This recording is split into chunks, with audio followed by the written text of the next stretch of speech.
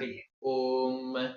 ಯತೋ ಜನ್ಮಾದ್ಯಸ್ಯ ಶ್ರೀಸುನಯಮಾನೈಕವಿಷಯಾತ್ ಸ್ವತಂತ್ರಸ್ತಂತ್ರಜ್ಞೋ ಗುರುರಪಿ ಗುರೋರ್ಯಶ್ಚ ಜಗತಾಂ ವಿಮೂಢಾ ಯತ್ತತ್ವಂ ಪ್ರಕಟಮಿಹ ವೇತ್ತುಂ ಸ್ವಮನಸೋ ಮುಕುಂದಂ ಧ್ಯಾಯಾಮ ಬಹತ ಕುಹಕಂ ತಂ ಸ್ವಮಹಸಾ ಸರ್ವವಿಘ್ನಃ ಪ್ರಶಮನಂ ಸರ್ವಸಿದ್ಧಿಕರಂ ಪರಂ ಸರ್ವಜೀವ ಪ್ರಣೇತಾರಂ ವಂದೇ ಜಯದಂ ಹರಿಂ ಕರೋತು ಮಮ ಕಲ್ಯಾಣಂ ಹರಿರ್ಹಯಮುಖಾಭಿತಃ ಕೃಷ್ಣಮಧ್ವನಾಮಾ ಮೇ ವರದೋಸ್ತು ನಿರಂತರಂ ವಾಣಿತೆ ಕರಮಣ್ಯಂಬ ಚರಣೋರತಿ ಸರ್ವದಾ ಮದ್ವಾಕ್ಯ ಸರಣೀರ್ಭೂಯಾತ್ ಶ್ರೀಮದಾಚಾರ್ಯ ಭಾವಗ ಸಮಾಶ್ರಯೇ ಗುರುಂ ಭಕ್ತ್ಯಾ ಮಹಾವಿಶ್ವಾಸಪೂರ್ವಕಂ ನಿಕ್ಷೇಪೇ ಸರ್ವಭಾರಾಂಶ್ಚ ಗುರೋ ಶ್ರೀಪಾದಪಂಕಜೇ.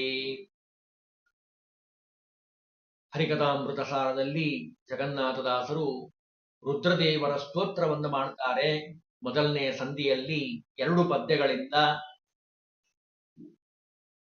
ವಾಯುದೇವರ ನಂತರ ಸರಸ್ವತಿ ಭಾರತೀ ದೇವಿಯರು, ಬ್ರಹ್ಮದೇವರು ವಾಯುದೇವರು, ಅವರ ನಂತರ ವಿಶೇಷವಾದ ಸ್ಥಾನ ಸರಸ್ವತಿ ಭಾರತೀ ದೇವಿಯರು. ಅದಾದ ಮೇಲೆ ಗರುಡಶೇಷ ರುದ್ರರು, ರುದ್ರದೇವರ ಮಹಾಮಹಿಮೆಯನ್ನ ಈ 2 ಪದ್ಯಗಳಲ್ಲಿ ಬಹಳ ಸುಂದರವಾಗಿ ಜಗನ್ನಾಥದಾಸರು ತಿಳಿಸಿಕೊಟ್ಟಿದ್ದಾರೆ. ಮೊದಲು ಪದ್ಯವನ್ನು ನೋಡೋಣ, ಆಮೇಲೆ ಅರ್ಥ ಚಿಂತನೆಯನ್ನು ಮಾಡೋಣ.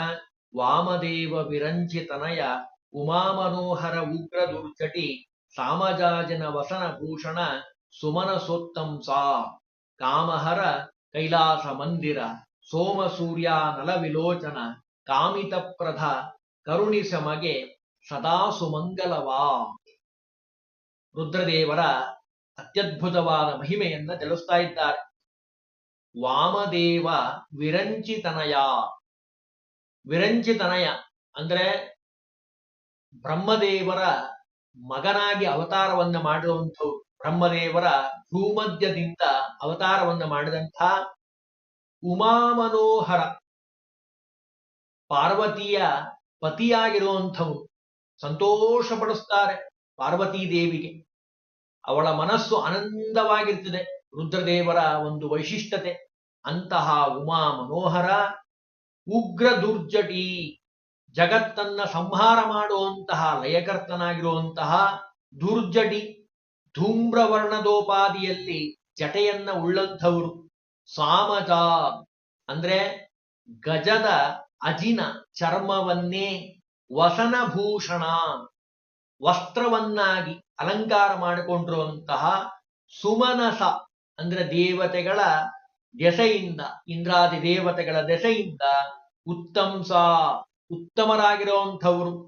ಅಷ್ಟೇ ಅಲ್ಲ, ಕಾಮಹರ ತಮ್ಮ ತಪಸ್ಸಿಗೆ ವಿಘ್ನ ಮಾಡಲಿಕ್ಕೆ ಬಂದಿರುವಂತಹ ಮನ್ಮಥನನ್ನ ತನ್ನ ನೇತ್ರಾಗ್ನಿಯಿಂದ ಸುಟ್ಟು ಭಸ್ಮ ಮಾಡಿದಂತಹ ಕೈಲಾಸ ಮಂದಿರ, ಕೈಲಾಸವನ್ನೇ ಮಂದಿರವಾಗಿ ಉಳ್ಳವನಾದಂತಹ ಸೋಮ ಸೂರ್ಯ ನಲ. ಸೋಮ ಅಂದ್ರೆ ಸೋಮ ಸೂರ್ಯ ನಲ. ಸೋಮ ಅಂದ್ರೆ ಚಂದ್ರ. ಚಂದ್ರನ ಕಿರಣಗಳ ಉಪಾದಿಯಲ್ಲಿ ಶಾಂತರಕರವಾದ ಎಡನೇತ್ರ, ಬಲಗಣ್ಣು ಸೂರ್ಯನಂತೆ ಭಾರೀ ಪ್ರಖರವಾಗಿರುವಂತಹದ್ದು.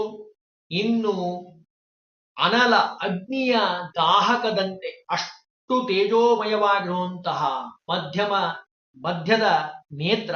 ಅಂತೂ 3 ಲೋಚನ, ತ್ರಿಲೋಚನ ಅಂತ ರುದ್ರದೇವರಿಗೆ ಹೆಸರು. ಸೋಮ ಸೂರ್ಯ ನಲವಿಲೋಚನ. ಸೋಮ ಚಂದ್ರ, ಸೂರ್ಯ ಅನಲ ಅಗ್ನಿ, ಆ ರೀತಿಯಾಗಿ 3 ಕಣ್ಣುಗಳುಳ್ಳಂತಹ ಹೇ ನೇತ್ರತ್ರಯನೇ, ನೇತ್ರ ಉಳ್ಳಂತಹ ಹೇ ರುದ್ರದೇವರೇ, ಕಾಮಿತಪ್ರದ ಎಲ್ಲವನ್ನ ಕೊಡುವಂಥವರು. ಕಾಮನೆ ಮಾಡಿದ್ರೆ ಸಾಕು, ಬೇಡಿದ ಇಷ್ಟಾರ್ಥಗಳನ್ನ ಪೂರೈಸೋದ್ರೊಳಗೆ ಆಶುತೋಷ ರುದ್ರದೇವರು ಬೇಗ ಅನುಗ್ರಹ ಮಾಡಿಬಿಡ್ತಾರೆ. ಅದನ್ನಿಲ್ಲಿ ಹೇಳ್ತಾರೆ, ಕಾಮಿತಪ್ರದ. ಅವರವರ ಯೋಗ್ಯತೆಗೆ ಅನುಗುಣವಾಗಿ ಬೇಗ ಅನುಗ್ರಹ ಮಾಡುತ್ತಾರೆ. ಅಂತಹ ಹೇ ರುದ್ರದೇವರೇ, ನೀವು ಸದಾ ಯಾವಾಗಲೂ ಯಮಗೆ, ನಮ್ಮೆಲ್ಲರಿಗೆ ಆ ಭಗವಂತನ ಅನುಗ್ರಹ ಆಗೋ ಹಾಗೆ ಸುಮಂಗಲವ ಸಮೀಚೀನವಾಗಿರುವಂತಹ ತತ್ವಜ್ಞಾನ ರೂಪವಾಗಿರುವಂತಹ ಮಂಗಳದ ಐಶ್ವರ್ಯವನ್ನ ಕರುಣಿಸಿ, ಯಾವಾಗಲೂ ಕರುಣಿಸಿ ಅಂತ ಪ್ರಾರ್ಥನೆ ಮಾಡಬೇಕಂತೆ. ಕಾಮಹರ ಕೈಲಾಸ ಮಂದಿರ ಸೋಮ ಸೂರ್ಯ ನಲ ವಿಲೋಚನ ಕಾಮಿತಪ್ರದ ಕರುಣಿಸೆಮಗೆ ಸದಾ ಸುಮಂಗಲವಾ.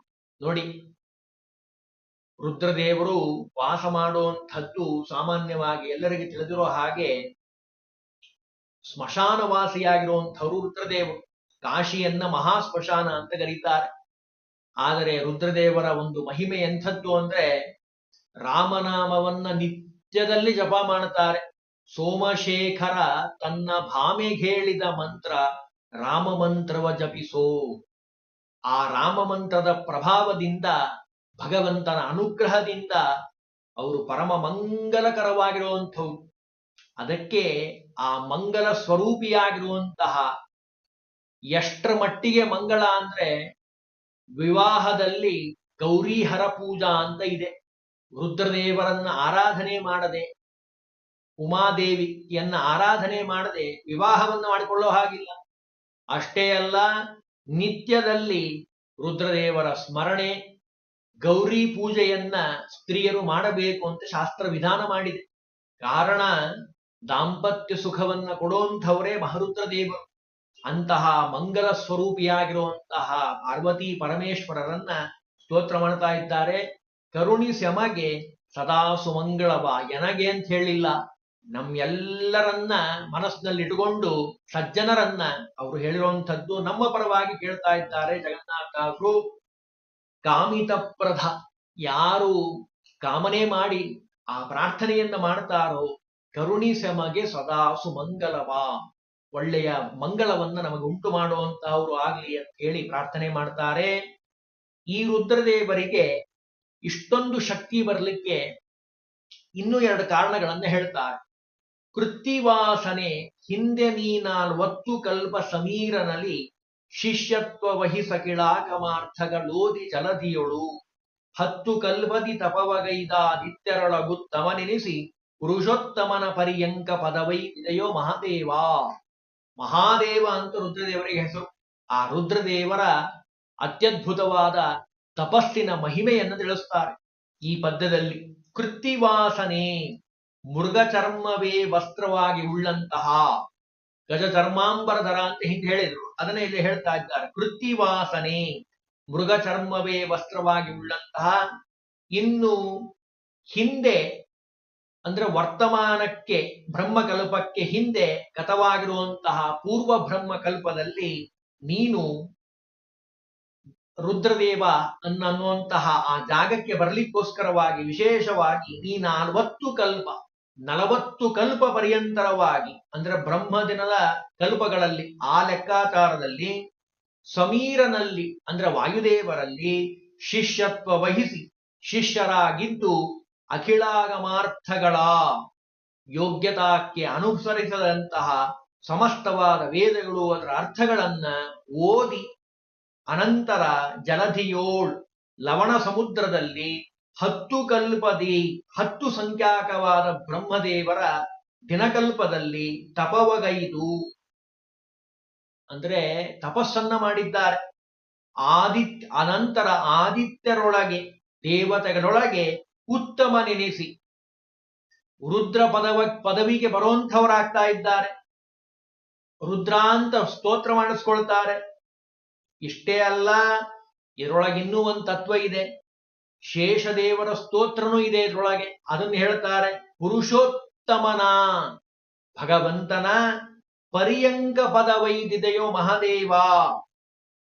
ಇವರೇ ಮುಂದೇನಾಗ್ತಾರೆ, ಶೇಷದೇವರು ಆಗಿ ಪರಿವರ್ತನೆ ಆಗುವಂಥವ್ರು. ರುದ್ರದೇವರು ಶೇಷದೇವರಾಗ್ತಾರೆ. ಅದನ್ನೆಲ್ಲವನ್ನು ಸಂಗ್ರಹ ಮಾಡಿ ಹೇಳಿದ್ರು. ಅಂದ್ರೆ ಈ ರೀತಿಯಾಗಿ ಮೊದಲು ಅಂದ್ರೆ ಈ ಪದ್ಯದಲ್ಲಿ ಪೂರ್ಣವಾಗಿ ಒಂದೇ ತಾತ್ಪರ್ಯದಲ್ಲಿ ಹೇಳೋದಾದ್ರೆ, ಕೃತ್ತಿವಾಸ ಗಜ ಚರ್ಮಾಂಬರಧಾರಿಯಾಗಿದ್ದಂತಹ ಹೇ ಮಹಾರುದ್ರದೇವರೇ, ನೀವೀ ರುದ್ರ ಪದವಿಗೆ ಬರಬೇಕಾದ್ರೆ ಸಮೀರನಲ್ಲಿ ಅಂದ್ರೆ ವಾಯುದೇವರಲ್ಲಿ ಶಿಷ್ಯತ್ವವನ್ನ ವಹಿಸಿ ಎಲ್ಲ ಗ್ರಂಥಗಳ ಅಧ್ಯಯನ ಮಾಡಿದ್ರಿ.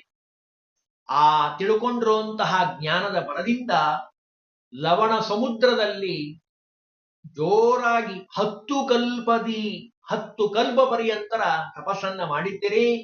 ಎಲ್ಲ ಆದಿತ್ಯರಲ್ಲಿ ಅಂದ್ರೆ ದೇವತೆಗಳಲ್ಲಿ ಉತ್ತಮರೆನಿಸಿ, ಉತ್ತಮರು ಅಂತ ಅನಿಸ್ಕೊಂಡಿದ್ದೀರಿ. ವೈಷ್ಣವೋತ್ತಮ ಅಂತ ರುದ್ರದೇವರಿಗೆ ಹೆಸರು. ಅಂತಹ ರುದ್ರ ಪದವಿಯನ್ನ ಪಡೆದಿರುವಂತಹ ಹೇ ಮಹಾದೇವ, ನೀ ಮುಂದೇನಾಗ್ತೀಯ? ಪುರುಷೋತ್ತಮನ ಪರ್ಯಂಕ ಪದವೈದಿದೆಯೋ ಮಹಾದೇವ. ಮುಂದೆ ಭಗವಂತನ ಶಯ್ಯಾರೂಪವಾಗಿರುವಂತಹ ಪದ ಅಂದ್ರೆ ಯಾವುದು? ಆ ಶೇಷದೇವರಾಗಿ ನೀವೇನಾಗ್ತಾ ಇದ್ದೀರಿ? ಮುಂದೆ ಹೋಗ್ತಾ ಇದ್ದೀರಿ. ಅಂದ್ರೆ ರುದ್ರ ಪದದಿಂದಲೇ ಶೇಷ ಪದ ಹೊಂದಬೇಕಾಗಿರುವಂಥದ್ದು. ಆದ್ದರಿಂದ ಕ್ಷೀರ ನೀರು ಮಿಶ್ರದಂತೆ ಇವೆರಡೂ ಸ್ತೋತ್ರ ಎರಡೂ ಇದೆ ಇದರೊಳಗೆ. ಅಂದ್ರೆ ಶೇಷದೇವರು ಅಂತ ವರ್ಣನೆ ಮಾಡಿದ್ರು. ಅಪರೋಕ್ಷ ತಾರತಮ್ಯದಲ್ಲಿ ನಾವು ಕಾಣಿಸ್ತೀವಿ. ಇದನ್ನು ವಿಸ್ತಾರವಾಗಿ ಹೇಳ್ತಾರೆ ಮುಂದೆ ತಾರತಮ್ಯದಲ್ಲಿ. ರುದ್ರದೇವರನ್ನೂ ವರ್ಣನೆ ಮಾಡಿದ್ರು. ಅಂದ್ರೆ ರುದ್ರದೇವರು ಮುಂದೇನಾಗ್ತಾರೆ? ಶೇಷದೇವರ ಪದವಿಗೆ ಬರುವಂಥವ್ರು. ಭಗವಂತನ ವಿಶೇಷವಾದ ಅನುಗ್ರಹವನ್ನು ಪಡೀತಾರೆ. ಇದಕ್ಕೆಲ್ಲ ಕಾರಣ ಯಾರು? ವಾಯುದೇವರ ಒಂದು ಗುರುತ್ವ. ವಾಯುದೇವರು ಅನುಗ್ರಹವನ್ನ ಮಾಡಿದ್ರೆ ಎಷ್ಟು ಎತ್ತರಕ್ಕೇರ್ಲಿಕ್ಕೆ ಸಾಧ್ಯ ಅಂದ್ರೆ ರುದ್ರದೇವರೇ ಅದಕ್ಕೆ ಸಾಕ್ಷಿ. ಶೇಷದೇವರಾಗಿರ್ತಾರೆ. ಯಾವಾಗೋ 1 ನಿಮಿಷ 1 ಸೆಕೆಂಡ್ ಭಗವಂತನ ದರ್ಶನ ಆಗಬೇಕು ಅಂದ್ರೆ ಕೋಟಿ ಕೋಟಿ ಕೋಟಿ ಕೋಟಿ, ನಿಮಗೆ ಎಷ್ಟು ಸಾಧ್ಯನೋ ಅಷ್ಟು ಬರ್ಕೋಬಹುದು. ಅಷ್ಟು ಕೋಟಿ ಜನ್ಮಗಳ ಸಾಧನೆ ಬೇಕು ಭಗವಂತನ ಮಿಂಚಿನ ಹಾಗೆ 1 ಸೆಕೆಂಡ್ ಆ ದರ್ಶನ ಆಗಬೇಕು ಅಂದ್ರೆ.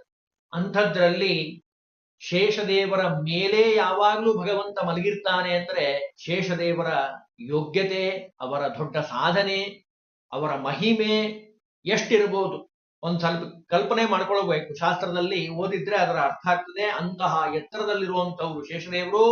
ಅದರ ಹಿಂದೆ ಅವರು ರುದ್ರದೇವರಾಗಿರುವಂಥವರೇ. ರುದ್ರದೇವರೇ ಮುದ್ದು ಶೇಷದೇವರಾಗುವಂಥವ್ರು. ಅದನ್ನೆಲ್ಲವನ್ನ ಇಲ್ಲಿ 10 ಕಲ್ಪದಿ ತಪವಗೈದ ಆದಿತ್ಯರೊಳಗುತ್ತಮನೆನಿಸಿ ಪುರುಷೋತ್ತಮನ ಪರ್ಯಂಕ ಪದವೈದಿದೆಯೋ ಮಹಾದೇವ. ಮಹಾದೇವ ಅಂತ ಕರೆದಿದ್ದಾರೆ. ದೇವತೆಗಳಲ್ಲಿ ವಿಶಿಷ್ಟವಾದ ಸ್ಥಾನವನ್ನ, ಉತ್ತಮ ಸ್ಥಾನವನ್ನ ಪಡೆದಂಥವರು, ವಾಯುದೇವರ ಅನುಗ್ರಹವನ್ನ ಪಡೆದಂಥವರು ಅಂತ ಹೇಳಿ ಈ 2 ಸ್ತೋತ್ರಗಳಲ್ಲಿ ವರ್ಣನೆ ಮಾಡಿದ್ದಾರೆ ಜಗನ್ನಾಥದಾಸರು.